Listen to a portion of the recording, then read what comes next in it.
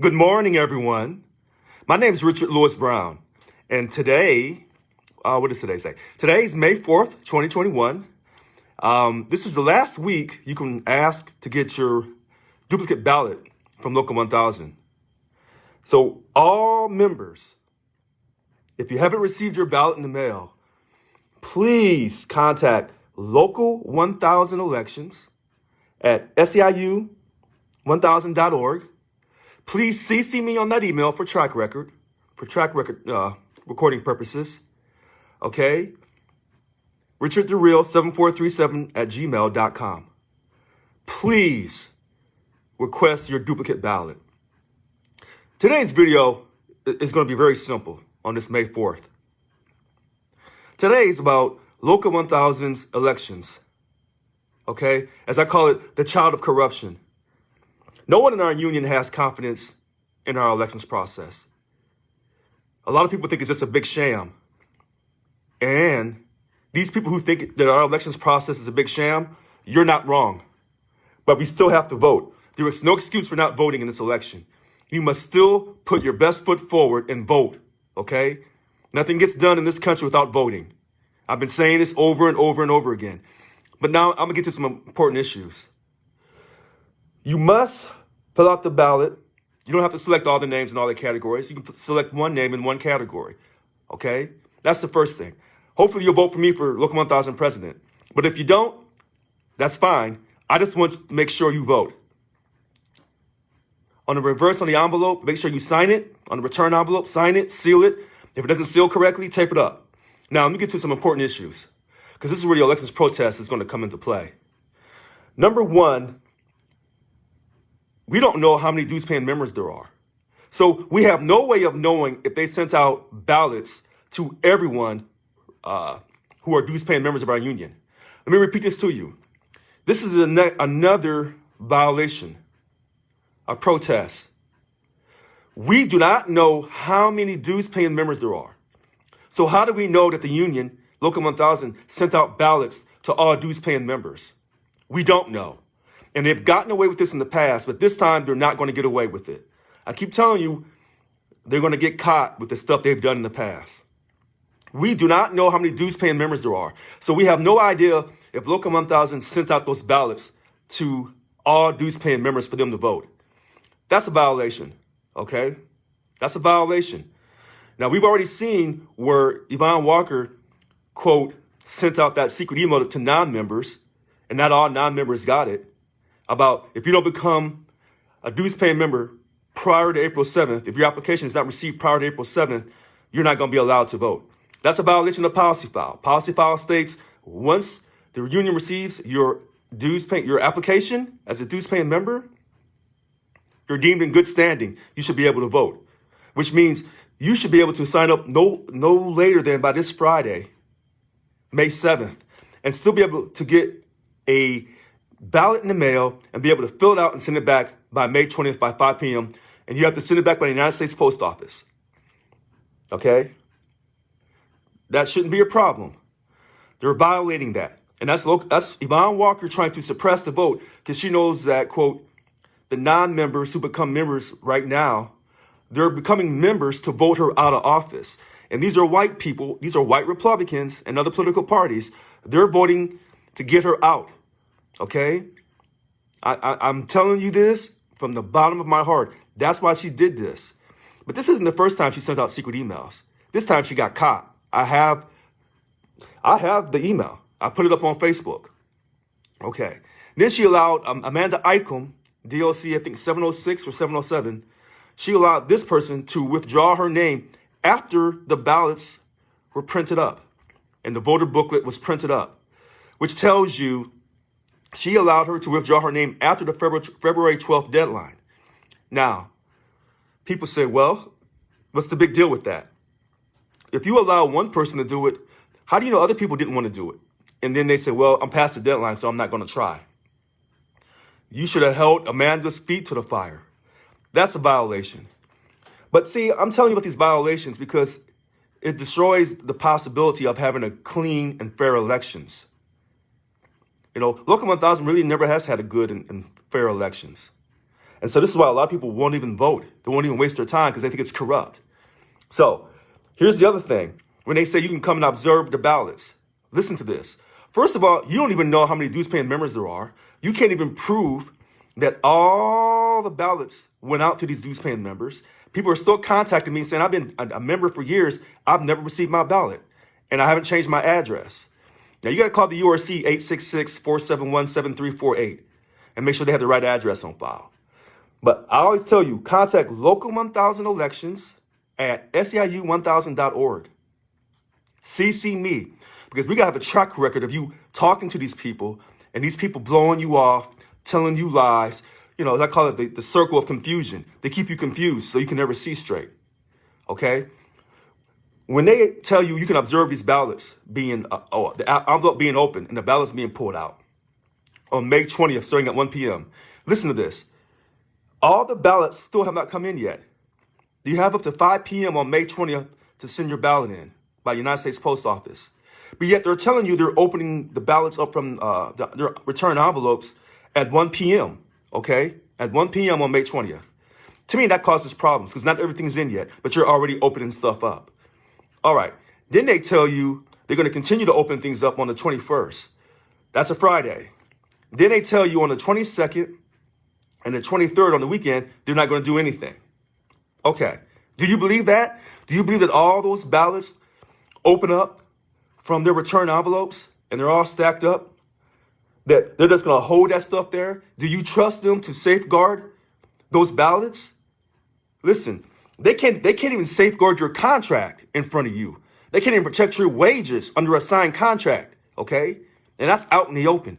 Do you trust the union to safeguard those ballots over the weekend with their return envelopes?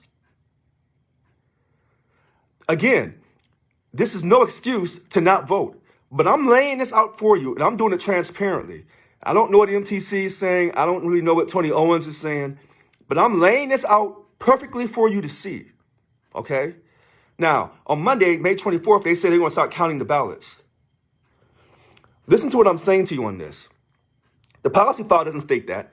So if they want to start counting those ballots on the 21st or the 22nd, they could. And that's going to stop them from counting those ballots early because they'll say the policy file doesn't prevent them from doing that. See, this is how I'm saying, if it's not laid out specifically in the policy file, then they do what the hell they want to do. But if there's something that's laid out specifically in the policy file, then they try to do everything possible to go by that. I say everything possible. When they tell you that, listen, this process is open, when you go up there in Roseville, because I've been up there before, up to this building, you cannot see everything. They have you standing behind this like petition. So when they're opening up those ballots from those return envelopes, you can't see if that return envelope had a signature on it. You have to trust the union. Again, do you trust Local 1000 when they can't even protect you under a signed contract? Whether this the 2020 POP or the 2010 or 2012 POP? I mean, it's about trust. Do you trust the union? You must still vote. There's no excuse to not vote. But do you trust the union? And I would tell you, 90% of the union represented employees do not trust our union. And that includes dues-paying members. When you go up there to observe this, on May 20th at 1 p.m., you're not going to be able to see everything. So they give you this appearance, this translucent, not transparent, translucent. They show you what they want to show you, but they don't show you everything. So you can't even really see when they pull out those ballots from those return envelopes, if the return envelope had a signature on it. You don't know who sent that envelope in. All you know is it got there. And then you don't even know if all the dues-paying members got their ballots to begin with. And everybody who signed up in the last few weeks who were denied their ballot, that's a problem. And then I told you yesterday on May 3rd, they throw out ballots. Let me say this for you again, because I stand by what I say. And you don't ever see Von Walker coming at me trying to correct me, because I'm not lying to you, and she knows it. They throw away ballots. Do they tell the candidates the ballots they threw away? No. Do they tell you, well, these ballots got thrown away because this particular dues-paying member, somehow they were behind in their dues or whatever? First of all, they should be never throwing away ballots because you're throwing away voters' voice, okay? You're basically telling that voter, you don't have a voice in this process. The second thing, if they said, well, they weren't caught up on their payment of dues, then why the hell did you send out the ballot to them to begin with, okay? They said, well, we had everything printed up, after February 12th, and then they got behind between February 12th up to when they sent out the ballots, because you don't know when they mailed the ballots out, because they told you one time, April 19th, on the key expanded timeline, and then people were getting their ballots on April 16th. Okay? So they couldn't even tell you the truth about when they're going to mail the ballots out. Then they gave you this bogus thing about, well, you have people out of state. So what? So what if they're out of state? And they work at other agencies, work at some other agencies out of state. So what? If you told us April 19th, stand by your word. But you can't stand by your word because Local 1000 does not stand by its word because it won't even stand by its own contract. So the ballots, they throw the ballots out, then they tell you maybe they got behind in the dues or whatever. That's a lie. Okay? And if they got behind in their dues after February 12th and the ballots got sent out in April, why did you still send that ballot out then? Why didn't you contact that mailing company and say, don't send that ballot out for that person? See, this is the bogus BS. That's why I say the child of corruption is fully grown. And the child's just walking around doing whatever the child wants to do. Because the child's out of control. Because the child wasn't raised right from the very beginning. And that child right now is walking around just doing whatever. Yvonne Walker is protecting the child. Because Yvonne Walker is trying to get reelected. And so here's another conflict of interest. Our protests go to Yvonne Walker, the incumbent president who's seeking reelection. This is a conflict of interest. She appoints the elections committee. They answer to her. This is a problem, okay? Then they tell you on the protest appeal that the decision of the protest committee, these three people who we don't know, it's final. But she appointed them and she's running for reelection. This is why I said you got to have a massive voter turnout. Because if it's a small turnout, if they tell you less than 10,000 people voted, there's a great chance she'll get reelected.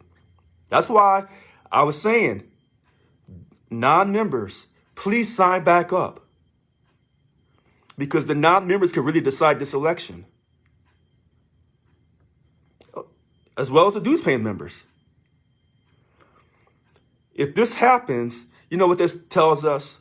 It tells us that people are so beat up and they don't care that you know what? When I talk about people voting in this election, you know what this really comes down to?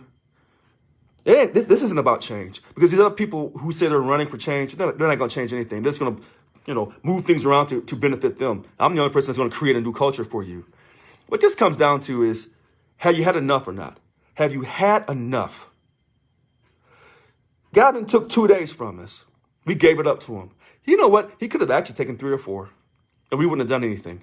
In fact, I read in the paper yesterday, the engineers union, they're sending Gavin money to fight the recall. When the recall election starts, they're already campaigning for him. They're sending him money. Our union will do the same thing if I'm not elected. I don't care who wins this election. If it's not me, you'll see Local 1000 sending him money. The same person that took money from you for two days for a whole year, but wanted to take 2 more days for the next year, but because of the recall, he canceled it. And then all that money, all those billions of dollars in the state capitol, he never had to take our money. He never had to even ask us for our money. That was dumb. Back to this child of corruption, our elections process. I'm telling you all these things so you can see the big picture. Okay? These other people don't go on camera. They don't tell you these things, but I'll tell you on camera because I don't have anything to hide. All of these things are going on. If you have a ballot, please fill it out and turn it back in by May 20th by 5 p.m. United States Post Office. Okay? Don't make excuses. I'm telling you about how corrupt the process is, but you have to still vote. You have to still vote regardless of how corrupt the process is. It's like someone saying, well, I don't want to have a trial because they're going to find me guilty, or I don't believe in the justice system. It does not matter what you don't believe in. The fact is, you have to still do your job. And as a voter, do your job, vote, and send your ballot back. Whether it's for me, whether it's for Sophia Perkins, Tony Owens, Miguel Cordova, or Yvonne Walker. And these people, everybody has a slate but me and Tony Owens. Do your job. We're doing our job. At least I'm doing mine. Okay? And this is not an easy job, but I accepted it because I'm a true volunteer because I believe in this. If I didn't believe in it, I wouldn't be doing it. Okay? And you don't have to pay me no extra salary stipend. That's bogus. This child of corruption process that's been going on, I'm exposing it to you, and I'm telling you up front as much as I can tell you. You don't know how many dues-paying members there are. You can't even verify that all the ballots went out to these dues-paying members. They're denying new members the ability to get their ballot. They sent out the secret email. They allowed somebody to withdraw their name after the deadline. They do all of this. And then Yvonne has people campaigning for her using the state email system. While all the other candidates didn't use it, I used it. When I found out what she was doing, I used the state email system just like she did. Okay, but I did it on my own. She had people campaigning on her behalf so she could turn and act like she wasn't doing anything wrong. No, you're guilty, Yvonne Walker. You're a hypocrite. And when I tell you that they're throwing out these ballots, I'm telling you the truth. Okay? But see, we haven't come together and said, we're tired of this. Okay?